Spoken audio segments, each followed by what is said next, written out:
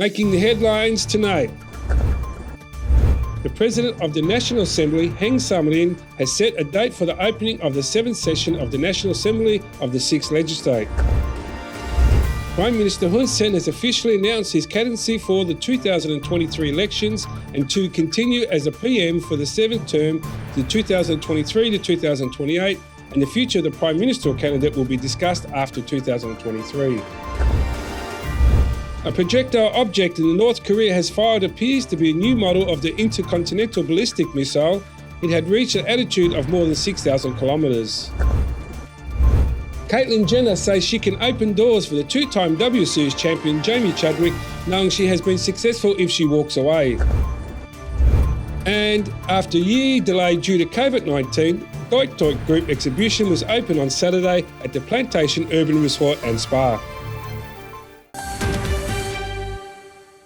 This is the Daily Roundup on EAC News Channel. A very good evening to you. I'm Anthony Ellis. The President of the National Assembly, Heng Samrin, has set a date for the opening of the 7th session of the National Assembly of the 6th Legislature for Friday the 1st of April 2022 with the four main agendas. EAC News reporter Dashana Guchin has more. It was decided at the National Assembly Standing Committee meeting held on Friday morning over Zoom video call that the 7th session of the National Assembly will have four main agendas. These are reading a message from the King during the opening of the meeting, reviewing the summary report on the activities of the National Assembly between the 6th and 7th sessions of the 6th Legislature, electing Mr. Ut Kim On as a new member of the Constitutional Council for the last 9 years, and discussing and approving the draft law on plant protection and phytosanitary. During the meeting, the Standing Committee of the National Assembly also approved the composition of 3 secretaries of the 7th National Assembly of the 6th Legislature, including Mr. Satyavut, Mr. Sok Feng, and Mr. Saray Kosal. Darshana Gauchan, EAC News. Prime Minister Hun Sen has officially announced his candidacy for the 2023 elections and his intention to continue as the Prime Minister of Cambodia for the 7th term from 2023 to 2028, while confirming that the future Prime Ministerial candidacy will be discussed after 2023. He made this announcement while speaking at the inauguration ceremony of the National Road No. 51 connecting Undong of Kandal Province to Tanal Tolteng of Kampong Speu Province on Friday morning. Cambodia will hold its next parliamentary elections in 2023 when the country will vote for the new candidate and lead the country for the next 5-year term. Prime Minister Hun Sen has expressed concern that if Russia, one of the world's largest oil producers, suspends oil production, international oil prices will no longer be controlled and this will affect lives and people around the world. He also expressed concern that the possibility of a nuclear war. EAC News reporter Decca Nin has furthermore. The Prime Minister made these remarks while speaking at the inauguration ceremony of National Road 51, connecting Udong of Kandal Province to Tnototeng of Kampong Speu Province on the morning of Friday, the 25th of March. He said the negative effects of the Russia-Ukraine war has already affected the whole world, especially in regard to oil prices, which are now out of control. As Cambodia approaches the Khmer New Year, rising oil prices are likely to make travel during the holiday less comfortable for many people. On the 18th of March, Prime Minister Hun Sen revealed that the royal government is monitoring the Russia-Ukraine conflict in order to formulate policies and put in place the necessary intervention measures in a timely manner. On the 24th of February, Russia launched a large-scale attack on Ukraine. Russian President Vladimir Putin has justified this action by saying there was an urgent need to launch a military operation to demilitarize Ukraine in order to protect the Donbas Republic and to ensure that Russia will not be under NATO threat from Ukrainian territory. Russia's invasion of Ukraine has led to a series of US-led sanctions from the West, targeting Russia's main sources of income. However, a secondary effect of the sanctions has been that it has exacerbated a world crisis centered on oil, hurting the global economy and people's livelihoods. Dekanin, EAC News. Prime Minister Hun Sen has ordered authorities to strengthen security and order across locations where many people will be visiting during the upcoming Khmer New Year holidays. EAC News reporter Say Paul Kong has more details. Speaking at the inauguration ceremony of National Road Number 51 on Friday morning, the Prime Minister said authority must be well prepared to strengthen local security to make people happy by making advanced preparation from today onwards. He added that the tourism sector must also be prepared and organized because there will be many people who will travel across the country and visit different tourism destinations during the holiday. ចូលឆ្នាំថ្មីនេះនាំគ្នាសប្បាយរីកជាមួយនឹងកិច្ចការពីឲ្យបានល្អនៅសន្តិសុខតាមមូលដ្ឋានបង្កលក្ខណៈសប្បាយរីកឲ្យប្រជាជនបណ្ដាខេត្តនិងមូលដ្ឋានត្រូវត្រៀមរៀបចំពីឥឡូវ This year, Prime Minister Hun Sen announced that he and his family will be going on holiday to Sihanoukville for 3 days for the Khmer New Year. Sripokong, EAC News. National Road Number 51, which was used as economic road for Udong Town, connecting to Cambodia Sea Road, has been rebuilt and inaugurated to use again under the presidency of the Prime Minister Hun Sen. The 37.95 kilometres long road connects to Udong in Kadaon Province to Tanal Tolteng in Kampong Speu Province. The road was built as a concession grant provided by the People's Republic of China worth more than $40 million and was built in June 2017 to August 2019. EAC News reported that Shana Guchin has more details. Speaking at the inauguration ceremony for National Road Number 51 on Friday morning, the Minister of Public Works and Transport, Senior Minister Sun Chantol, said that this road has now become an important economic route to promote transportation and industry, as the area is rich in handicraft industries, large enterprises, and residential buildings, which have created many jobs for the people living along this road. He added that the road acts as a strategic link with the Asian highway to the Thai border and to the seaport of Sihanoukville, as well as to Kampot and Kep provinces, which are Cambodia's natural tourism destinations.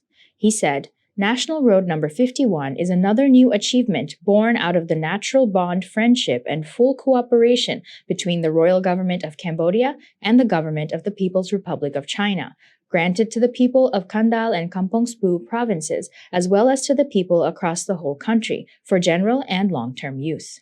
The Economic and Trade Advisor at the Chinese Embassy in Cambodia, Wu Kukuan, said at the ceremony that China and Cambodia have made great achievements in early 2022, including the establishment of free trade and the construction of roads, bridges, and hospitals. He said that more new achievements will be possible from the China-Cambodia relationship in the future. He further stated, a few days ago, during a telephone conversation with Prime Minister Hun Sen, His Excellency Xi Jinping, President of the People's Republic of China, emphasized that the relationship between China and Cambodia has been tested and now is stronger and more inseparable in the face of the COVID-19 pandemic, which is a rare occurrence of the century. Residents living along National Road Number 51 expressed their happiness for the new road, with many saying that the new road allows them to travel more easily and also attracts more factories and enterprises to become established in the area, providing more jobs to the people in the area and reducing outward migration. Mai, a 63-year-old resident of Sambo Commune, Samrong Tung District, told EAC News that in the past, the road was very difficult to use and had a lot of damage, but now that the government has decided to rebuild it, the road has now made it much easier for people to travel, is bringing in more potential job opportunities, and is also making it easier for her children to find and commute to work. As far as I've known since 1979, this road has never been good. Only now the road is seeing development. The Prime Minister made this road and everyone is happy. Easy riding.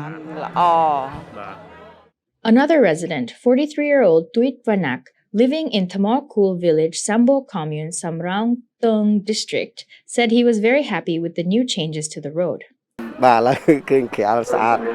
Yeah, there was many new changes to roads. Before it was muddy and difficult to travel on, but now we see it is nice and smooth. I didn't realise that the Prime Minister also noted this and was interested in improving the road. Now I'm really happy. Prime Minister Hun Sen said at the inauguration ceremony that this road could act as a detour line to Phnom Penh, which not only benefits the people living in the area, but also the people in other provinces, as it allows them to travel and transport goods more easily without needing to cross through Phnom Penh. The Prime Minister recalled that this road was part of King Ong Dung's vision in 1851 to 1852, who built this road to connect to the sea in Kampot province. ទីក្រុងឧត្តមរបស់យើងជាមួយនឹងកំពង់ផែមាត់សមុទ្រនៅឯខេត្តកំពតចឹងទេបានជាមានបែកខ្នែងផ្លូវនេះហើយផ្លូវនេះក៏នៅតែជាផ្លូវយុទ្ធសាស្ត្រមួយនៅក្នុងពេលបច្ចុប្បន្នតែតបជាប់ផ្ដល់ឲ្យយើងនៅឱកាសសម្រាប់ការតបជាប់រវាងផ្លូវជាតិលេខ5នៅម្ខាងជាមួយនឹងផ្លូវជាតិលេខ4នៅម្ខាងទៀតដើម្បីការសម្រួលដល់ការធ្វើដំណើរនិងការដឹកជញ្ជូនរបស់ប្រជាពលរដ្ឋរបស់យើង National Road Number 51 was originally built between 2003 to 2004. However, in 2009, the road suffered a lot of damage due to increased usage and transportation activities. For many years, the road only received small fixes and maintenance until 2017, when the royal government of Cambodia decided to undergo full-scale repairs and restoration. The road has now been widened from 7 meters to 17 meters, having 2 lanes and other road safety equipment to help road users stay safe. Darshana Gochan, EAC News. The chairman of Cambodian Human Rights Committee, Kiao Emi, told the UN Special Rapporteur on Human Rights in Cambodia, Professor Vitit Mataborn, that the committee does not lot of work in juvenile cases but does not publicly brag about it. EAC News reporter Decca Nin has the story.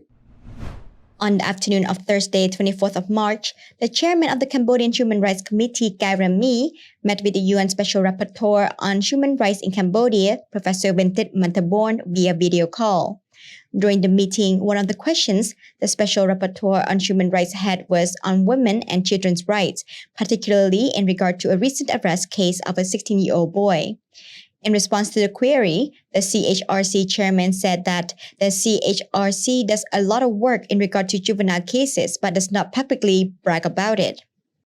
គណៈកម្មការសិទ្ធិមនុស្សធ្វើកិច្ចការជាច្រើនតែយើងមិនបំពងសម្លេងហើយដើរអួតទេមិនមែនចាំបានខ្ញុំជម្រាបគាត់វិញថាមិនមែនតែម្នាក់ទេអាយុ16ឆ្នាំនោះយើងបានយកចិត្តទុកដាក់មានអាយុច្រើនណាស់គឺមានច្រើនណាស់ដែលអាយុមិនគ្រប់អាយុនោះ 5 10ក៏មាន3 10ឆ្នាំក៏មាន4 10ឆ្នាំក៏មានអ្នកដែលប្រព្រឹត្តបទល្មើសក្នុងការឆក់គឺលួចស្អីទៅលោកជំទាវលោកជាមេធាវីបានធ្វើកិច្ចការហ្នឹងជាមួយឯកឧត្តមមេធាវីមួយចំនួនទៀតបានធ្វើកិច្ចការហ្នឹងយើងផ្ដល់មេធាវីឲ្យជួយដល់ក្មេងៗហើយយើងមានការសម្របសម្រួលក្នុងការងារជាច្រើនយើងតាក់ទងជាមួយក្រសួងសង្គមគិច្ចតាក់ទងរឿងស្ដារនីតិសម្បទាឡើងវិញនៅពេលដែលចេញពីពន្ធនាគារមកយើងគិតច្រើនណាស់ យើងគណៈកម្មការសិទ្ធិមនុស្សបានតាក់ទងជាមួយមជ្ឈមណ្ឌលនៅស្អាងហើយមជ្ឈមណ្ឌលកុមារកំព្រាដោយអ្នកស្រីឈូកសីហាបាទអ្នកស្រីឈូកសីហាយើងយកក្មេងៗតាក់ទងជាមួយម្ដាយនៅក្នុងហ្នឹងមានការឯកភាពគ្នាអ្នកទទួលខុសត្រូវពន្ធនាគារខាងសិទ្ធិមនុស្សនិងខាងភាគីនៃមជ្ឈមណ្ឌលកុមារហ្នឹងយកក្មេងហ្នឹងយកទៅដាក់អញ្ចឹង ឲ្យគេបានរៀនសូត្រដល់ពេលម្ដាយចេញពីពន្ធនាគារយើងប្រកួតក្មេងហ្នឹងឲ្យម្ដាយវិញម្សិលមិញយើងបានធ្វើលិខិតមួយយល់ព្រមឲ្យទៅវិញហើយទៅនៅមួយម្ដាយពូម្ដាយចេញហើយបាទ The CHRC acknowledges that there are many more children like this. Thus, the CHRC has made a commitment to donate rice and supplies to the orphanage regularly, mostly using their own funds in combination with some humanitarian donations. The CHRC has stated it will continue to hold meetings with various groups, including an upcoming meeting with the Embassy of Australia. Nikanin, EAC News. Cambodia has reported 59 COVID-19 cases. 1 case has been imported. There have been 97 patient recoveries and no new deaths. The Kingdom has recorded 58 new community and 1 new imported case of the new variant, meaning Cambodia has now recorded 14,844 cases of Omicron, 1,345 imported and 13,499 community cases. Cambodia's COVID-19 case tally has now climbed up to 138,344. The death toll now stands at 3,054. The number of patients treated successfully since the pandemic reached Cambodia is 131,313, and the tally for imported cases has climbed up to 21,203. Healthcare workers are now currently treated a total of 901 patients.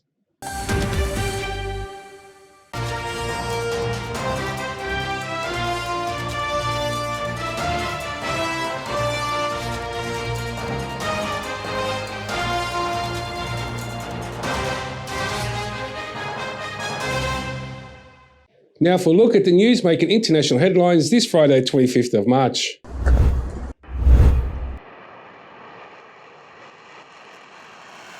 South Korea's military has said on Thursday, March 24, it had conducted a live-fire test of multiple ballistics and tactical missiles immediately after what it called an intercontinental ballistic missile launched by North Korea.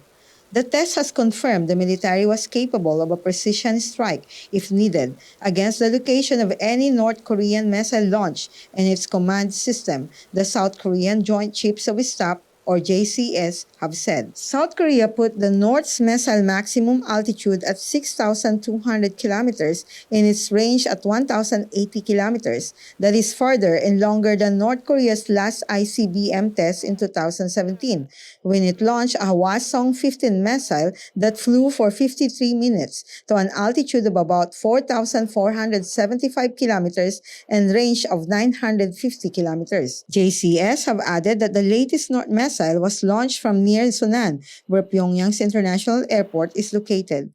On March 16, North Korea has launched a suspected missile from that airport that appeared to explode shortly after liftoff, South Korea's military has reported.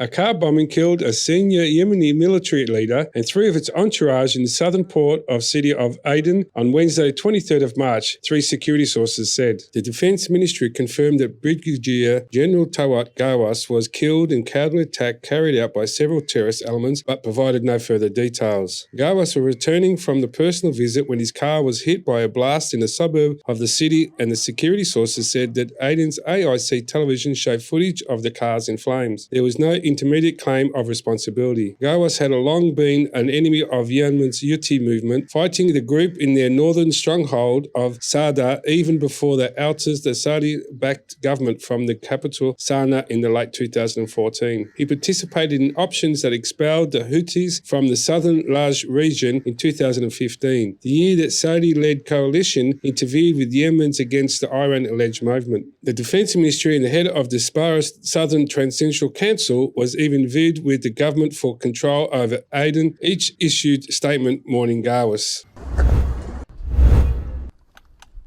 The Russian Defense Ministry reported on Tuesday, March 22nd, that pro-Russian self-proclaimed Donetsk People's Republic units took over the town of Marinka in the Donetsk region. Marinka, a small city and the administrative center of the Marinka area, was previously a fighting position of Ukrainian armed forces, according to the Russian Defense Ministry. Pro-Russian militants said there was a standoff with Ukrainian forces for the area, adding that they'd captured weapons and ammunition left behind by Ukrainian troops.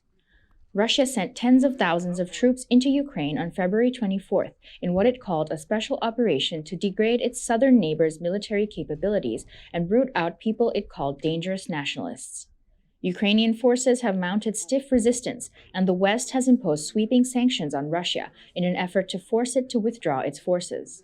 The conflict has so far displaced nearly a quarter of Ukraine's 44 million people, including some 3.5 million, half of them children, who have fled abroad. The United Nations Human Rights Office in Geneva said on Tuesday that it had recorded 953 civilian deaths and 1,557 injured since February 24th. The Kremlin denies targeting civilians.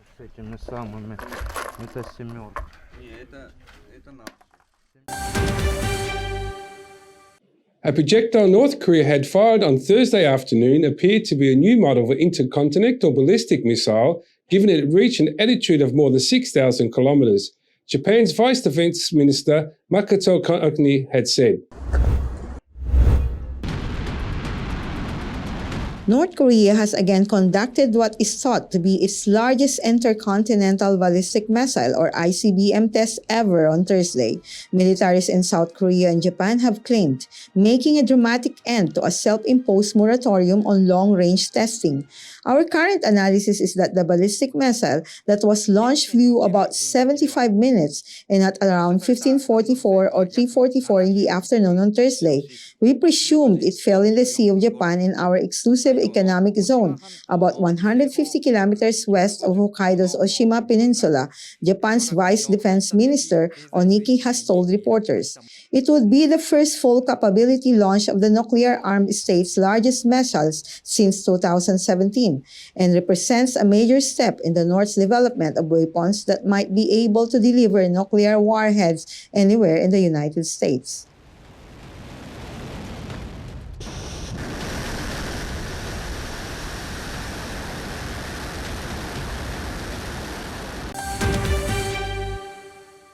The 15-member UN Security Council on Wednesday, the 23rd of March, have failed to adopt a resolution on the humanitarian situation in Ukraine. Two members, Russia and China, have voted in favor of the text, and 13 others abstained. The text submitted by Russia was rejected. A Security Council resolution needs at least 9 votes in favor and no vetoes by either Russia, China, Great Britain, France, or the United States to be adopted.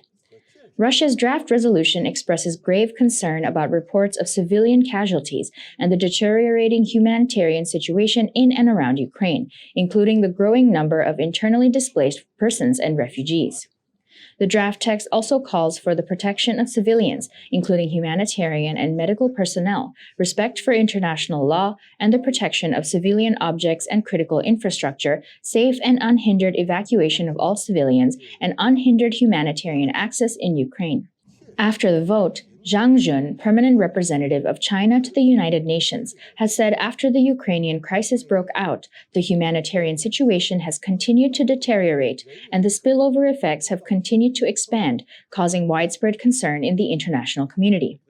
The international community generally hopes to achieve a ceasefire as soon as possible, which is also China's strong expectation.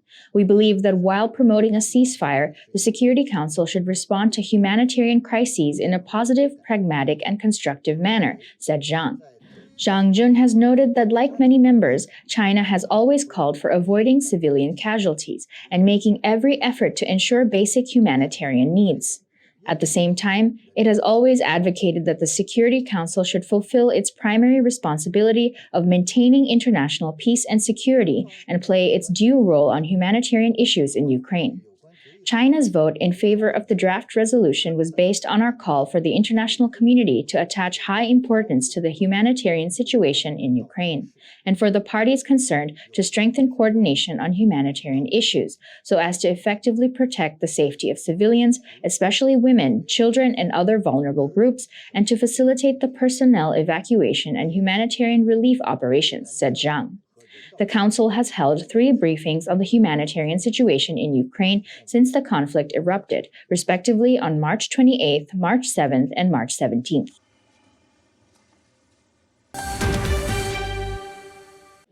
United States President Joe Biden has arrived on Thursday night, the 24th of March, at the European Council in Brussels to attend a summit of the EU leaders that will have the war in Ukraine as the center point. Biden has said upon arrival that Russian President Vladimir Putin is trying to break up NATO, adding that he calls for unity among the major democracies of the world. And the very thing that Putin has tried to do from the beginning, and I've been saying this since my days as Vice President of the United States, is to break up NATO. Break up NATO. He'd rather face 30 independent countries than 30 united countries with the United States of America. Not a joke. I'm being deadly earnest. And so from the very beginning, my objective, and I had a great partner in this, was to see to it that we built total, complete unity among the major democracies of the world. I'm not joking about that. European Union leaders are set to agree at a 2-day summit, which has started on Thursday, to jointly buy gas as they seek to cut reliance on Russian fuels, with some saying they would not comply with Moscow's demand to buy oil and gas using rubles. The invasion of Ukraine by Russia, Europe's top gas supplier, has pushed already high energy prices to records and has prompted the European Union to pledge the slashed reliance on Russian fossil fuels by hiking imports from other countries and quickly expanding renewable energy. Moscow on Wednesday, March 23, has said unfriendly countries, including European Union member states, must start paying in rubles for Russian oil and gas, a demand some European Union leaders have said was at odds with supply contracts. Asked whether China will be discussed at the summit, Biden has answered, We hope we're going to get a chance to discuss China. After the break, a look at all the latest sports news.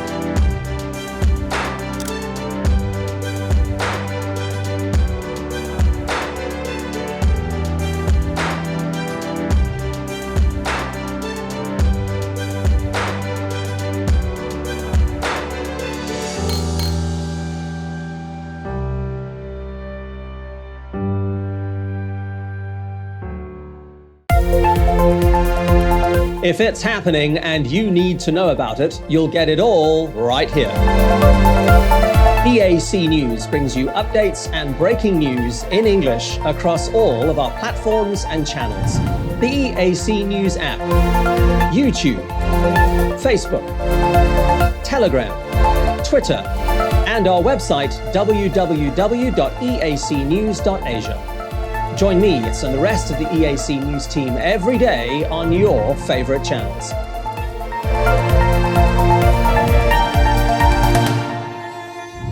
EAC News, Cambodia made clear.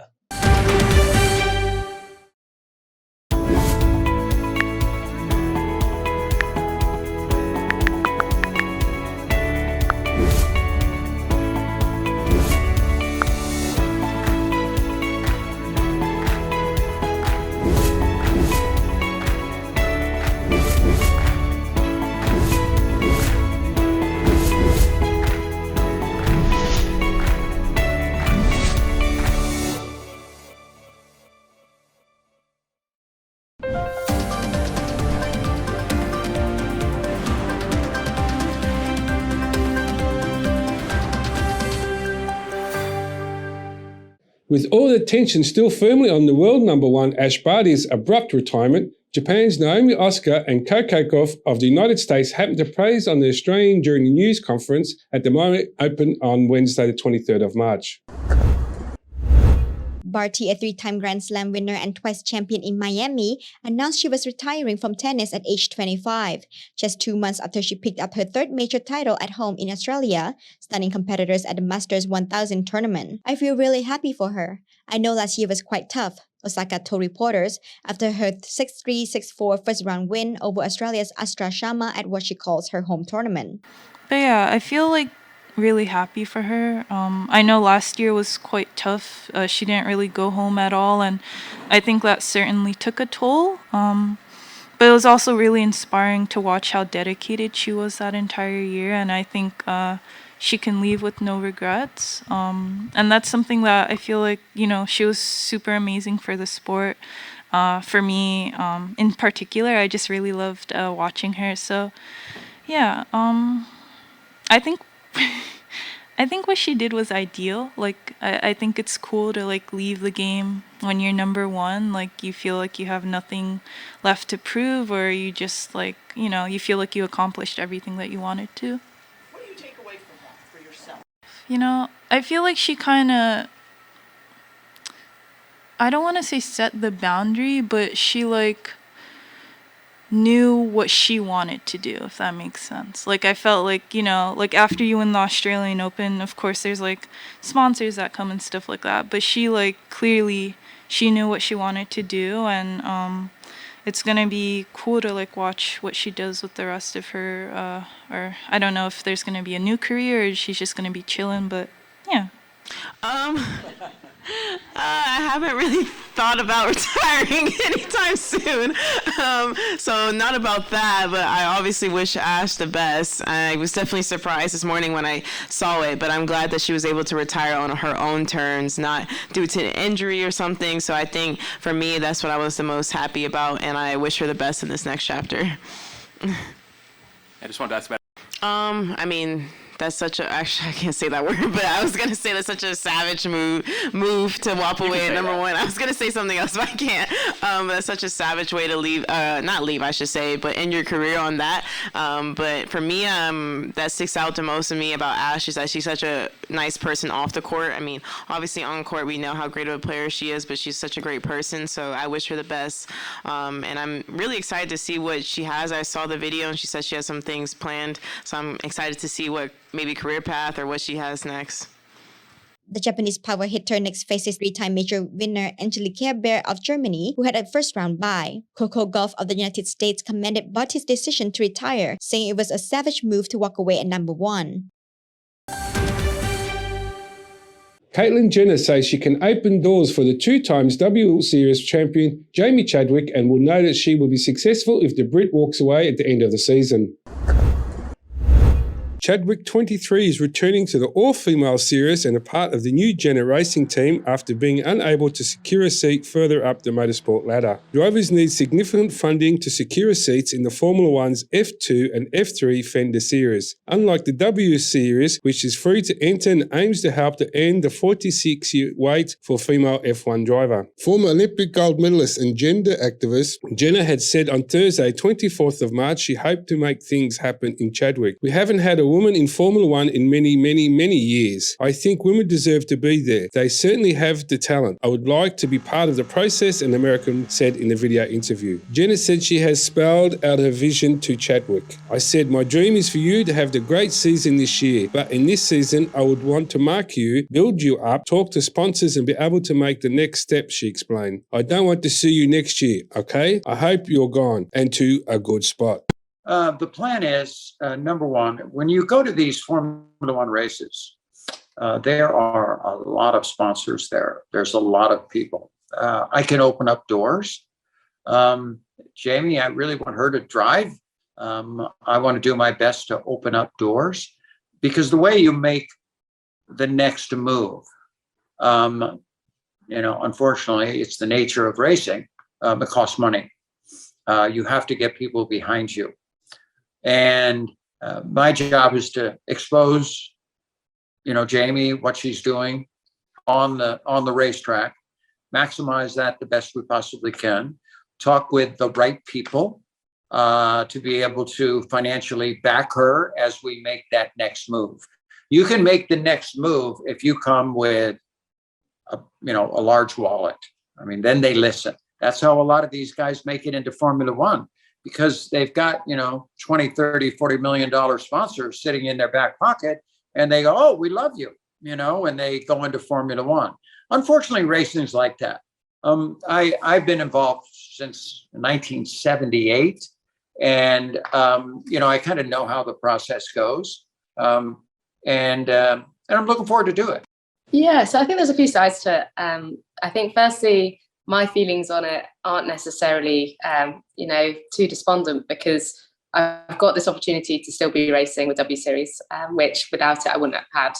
I've got this chance to still be getting track time, going to some amazing circuits, having this, development experience of being a part of a racing series like W Series, and of course getting to join a new team in Jenner. So in that sense, I don't, carry too much sadness about not being able to progress. But at the same time, of course, when I finished W Series or when we won in Kota at the end of last year, the natural kind of feeling was to find an opportunity to progress into something like Formula 3 or Formula 2. And unfortunately, we just couldn't secure the financial support. And where W Series is so unique is they fully fund the drivers effectively. It's professionalized women's motorsport by giving prize money as well. So to then go to being in a situation like that, to then having to secure north of €1 million to secure a seat in the next isn't so easy. So it didn't happen, like I said, for this year, but still the goal is to achieve that next year and hopefully make that step forwards. The W Series using identical Formula 3 cars maintained by the organisation with teams introducing primarily for sponsorship purposes features 8 races held on the same weekends as the Formula 1. The series begins in Miami from May 6th to the 8th as a support event for the city's inaugural Grand Prix around the Hard Rock Stadium. When you go there, these Formula 1 races, there are lots of sponsors there. There are a lot of people. I can open up the doors, said Jenna. My job is to expose Jamie, what she's doing on the racetrack, maximise the best way to possibly can, talk with the right people to be able to financially back her as well as the next move, said Jenna. You can make the next move if you come with a large wallet, then they listen. Chadwick is part of the Williams F1 Driver Academy and could track time this season, although she said nothing was planned. To get into practice session, to get into a car is the aim, she said. Portugal has what it takes to win their World Cup playoff semi-final against Turkey, their coach Fernando Santos has said Wednesday the 23rd of March. Portugal played Turkey in Porto on Thursday, March 24, with the winner facing either Italy or North Macedonia in the Pat C final on March 29, with one of the last 3 spots for European teams at the World Cup in Qatar up for grabs.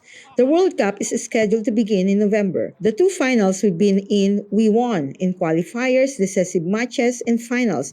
Portugal always has had a positive response, with the exception of the last match against Serbia. We didn't get in the last match. That's our responsibility, but I think this is a positive factor and not a negative one. The players have a lot of experience and we will take a positive influence from it, Santos told a news conference. Portugal, who won 2016 Euros in the Nations League in 2019, dropped into the World Cup playoffs after losing their final group stage qualifier to Serbia in November, conceding in the dying minute. Portugal will be without their 2 first-choice center-backs on Thursday after Pepe tested positive for COVID-19 and joined Robin Diaz, who just had a hamstring injury, on the sidelines.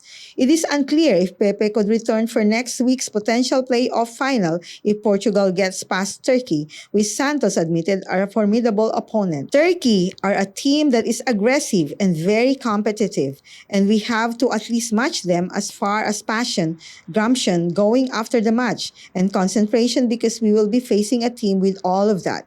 So we need to be equally as strong. Not more, we'd prefer more, but at least equally as strong, Santos said.